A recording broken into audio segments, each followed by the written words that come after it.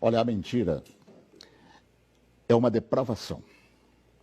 E depravação significa, entre outras coisas, falta de rigidez moral, de decoro. Eu digo isso em razão de estar se avizinhando uma data histórica que dissociados da verdade insistem, há anos, de chamar de golpe. O golpe de 31 de março, praticado por militares. Nessa afirmação, envolvendo a posição de militares, juntam outra depravação em torno do que se conhece por revolução. E explico. Primeiro, que nem o dia certo do movimento que inspirou a tomada de posição contra a tentativa de implantarem o comunismo do Brasil, os acusadores sabem. E me cabe corrigir esta falsidade, informando que não foi no dia 31 de março. A tentativa de agitar a intenção, depois de dias de bagunças no país, se deu em 1º de abril.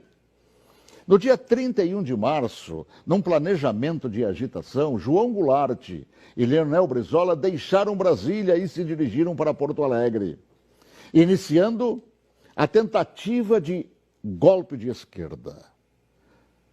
No dia seguinte, 1º de abril, agitação que deram o nome de Campanha da Legalidade, segundo o movimento de resistência que os incipientes de hoje não sabem, ou se sabem, mentem. E teve como líderes não os militares. Não os militares, que ao longo dos anos são atingidos por espetadas de baixaria.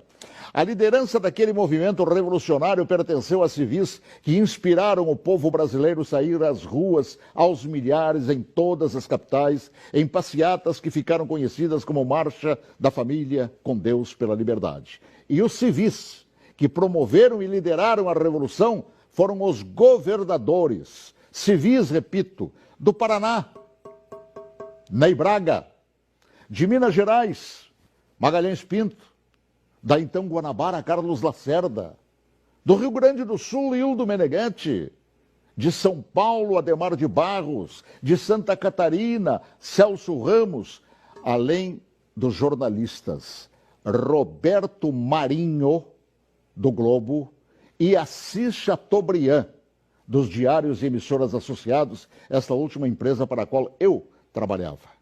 Os militares, diante da pressão desses líderes governamentais e pressão do povo nas ruas, é que, depois de Goulart e Brizola abandonarem tudo e fugirem para o Uruguai, é que, após um breve período de governo de Ranieri Mazzilli, o vice que foi empossado pelo Congresso, é que assumiram o comando da nação por ter o mesmo Congresso decretado vago o cargo de presidente. Ninguém tirou João Goulart de lá.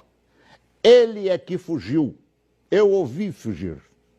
Assim, é um depravado. Todo aquele que mente sobre o que chama de golpe.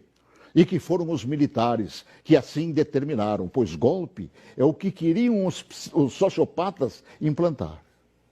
E rótulo de depravados, tanto aqueles como os que hoje repetem a mentira por uma razão, uma simples razão.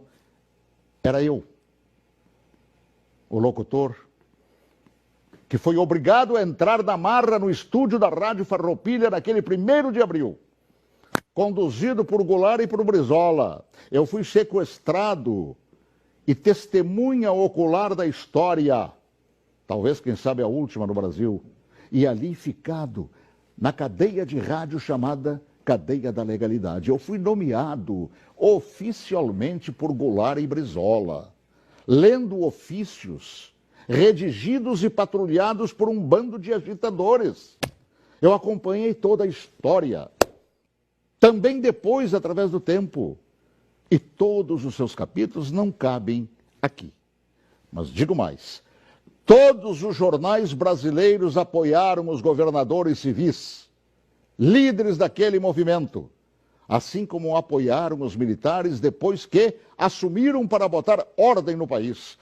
Todos os grandes jornais brasileiros, com exceção do chamado Última Hora.